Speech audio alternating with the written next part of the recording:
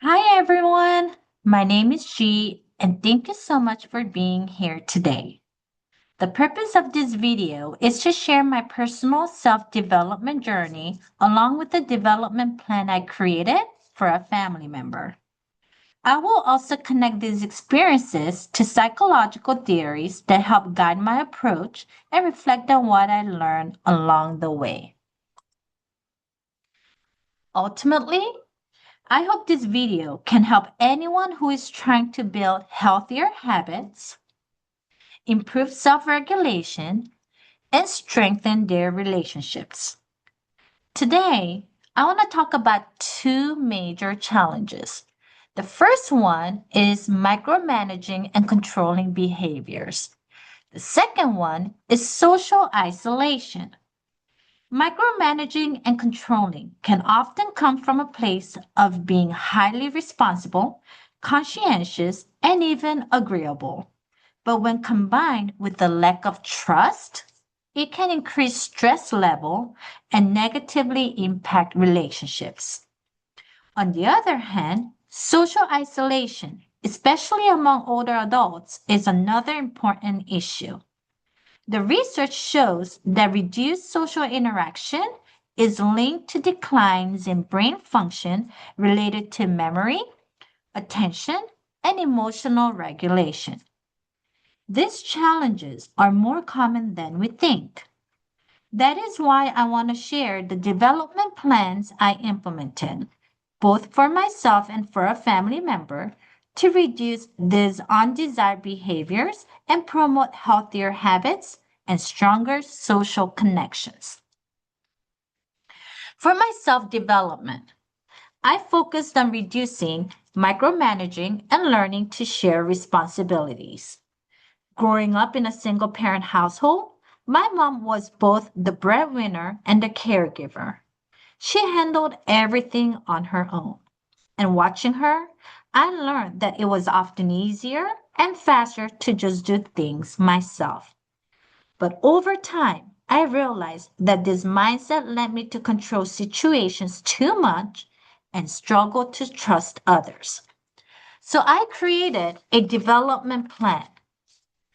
I made a household chore chart assigning responsibilities to my husband, my son, and myself. And to hold myself accountable, I also tracked how often I intervened or took over tasks. For example, my son was in charge of feeding our dog twice a day, putting his dirty clothes in a laundry basket, and getting his clothes ready for the next day. My husband volunteered to wash dirty dishes, vacuum and mop the house, clean the bathrooms weekly, and take out the trash 2 to 3 times a week. And I volunteered to do the rest. We posted the chart on the refrigerator to establish clear expectations of our roles. These shared responsibilities may be normal in other households, but before the self development project, I did most of the chores myself. And that is because I wanted them completed within my time frame. I am a planner and I maintained a daily to do list that had to be completed before the end of the day. I had difficulty waiting patiently for others to finish tasks and became overly stressed if they were not done. So, to avoid frustration and confrontations, I ended up doing most of the tasks, which felt natural to me since I grew up watching my mom manage the household. During the first week, I realized something. I was stepping in far more than I expected. I kept justifying it by saying the chores weren't done correctly. They weren't done on time, but the reality was I was struggling to let go of control. My stress levels were high. I felt frustrated, constantly reminding my family. My son, he prioritized playing over chores, and my husband, he preferred to complete tasks later, sometimes the next day. By the end of the week, I felt emotionally drained and even considered giving up. But instead, I adjusted my approach. A solution I tried was one of Louis Evans' 5 chairs, 5 choices. The 5 chairs represent 5 choices we can respond to the challenges. Each chair represents a behavior we can adopt in a situation. The red jackal chair is to respond by attacking. The yellow hedgehog chair is to self-doubt. The green meerkat chair is to wait. The blue dolphin chair is to detect. And the purple giraffe chair is to connect. I decided to practice the third chair, the green meerkat chair. When I am in the third thinking chair, I am expected to wait to observe, be conscious, and be curious. I am expected to believe that there is no right way when I am sitting on this chair. When I saw certain tests not being done on time or the way I've been doing for the past decade, I reminded myself to wait, observe, and model for them instead of jumping right in and doing the chores for them. I had to learn to let it go. Of course, it wasn't easy. By the third week, my frustration actually peaked, especially with my husband leaving dishes for later. But instead of reacting, we had a brave conversation. We openly discussed our perspectives, and that conversation changed everything. I agreed to trust him, to complete tasks on his timeline, even if it didn't match mine. By the fourth week, I noticed a shift. I was more relaxed and patient. My son started taking ownership of his responsibilities because he realized I wouldn't step in. My husband became more willing to complete tasks because I approached him calmly rather than with frustration. This journey was not easy. Letting go of control made me vulnerable. There were more arguments at first, and change didn't happen overnight. But through communication, patience, and reflection, we started to build a more collaborative and respectful environment at home. And although I'm still early in this journey, I feel hopeful that these changes will continue to strengthen my relationships and emotional well being.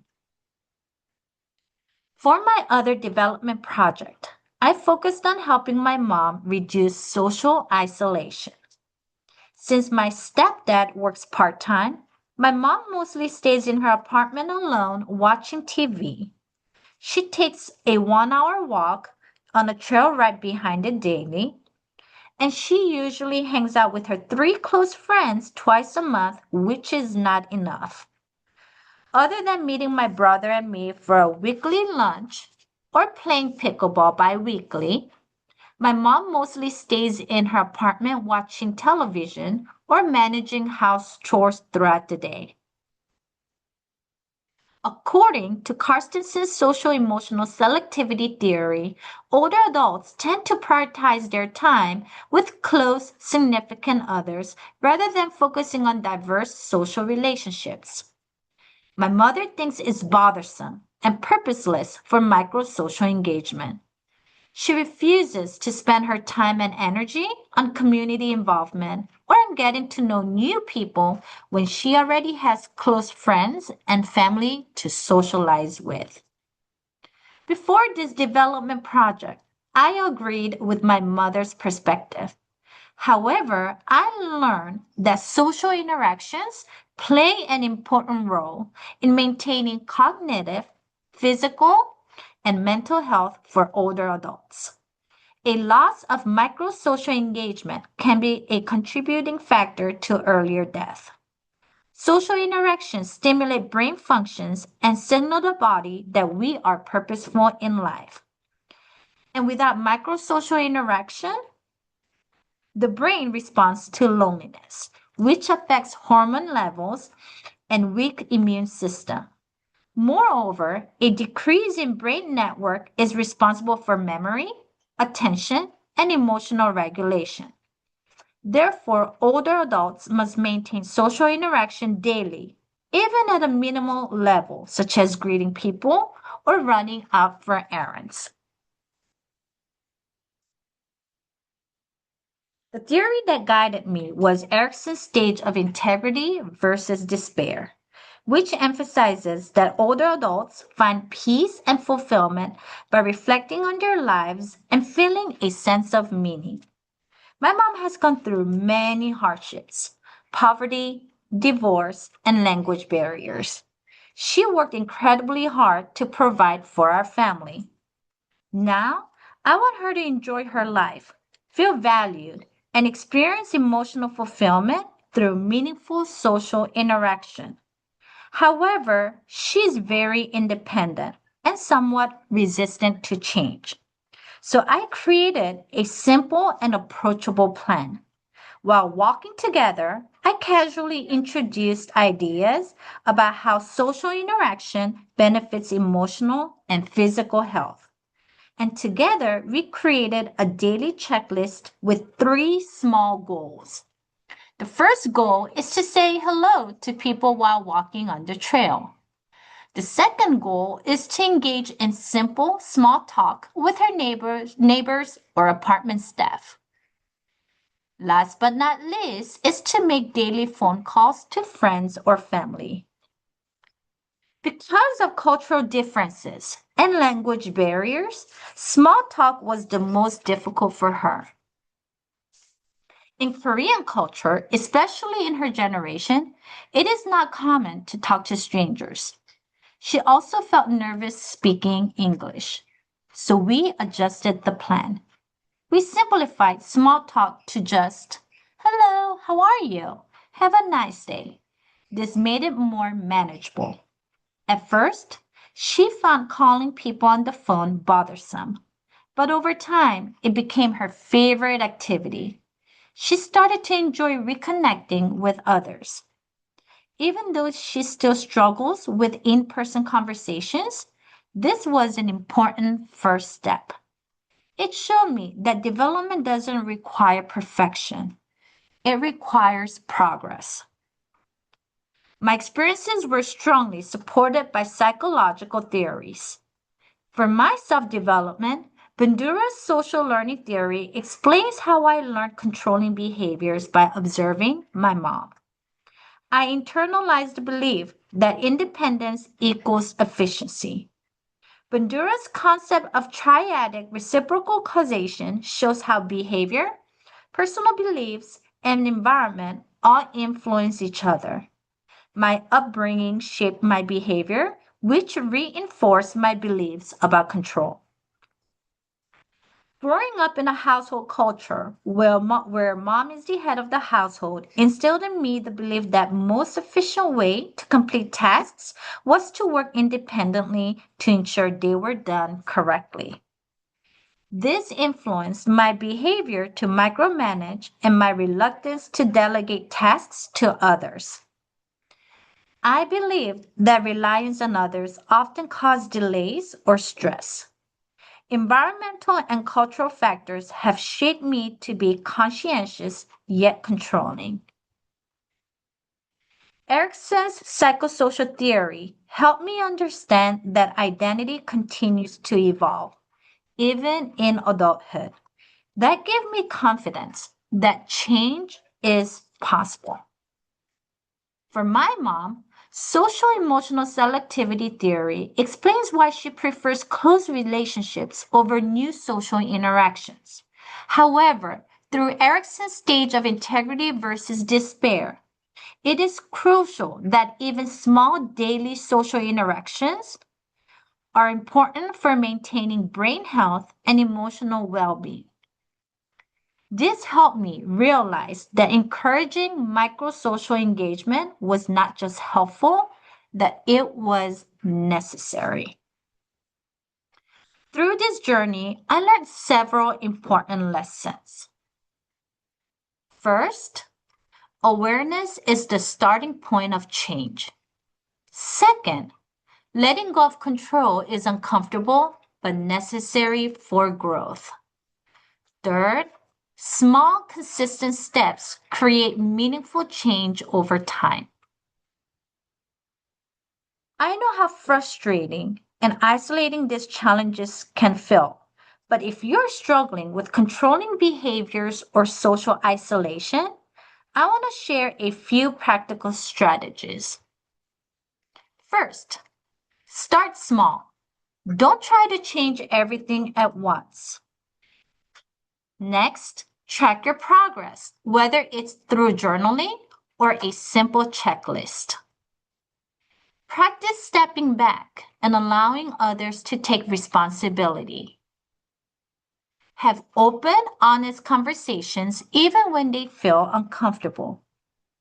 Remember, you are not alone and change is possible.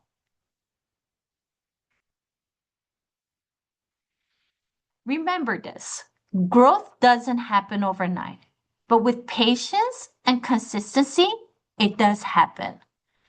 Let me repeat this one more time. Growth doesn't happen overnight, but with patience and consistency, it does happen. Thank you so much for listening to my story, and I hope it truly encourages you to take one small step toward your own growth today.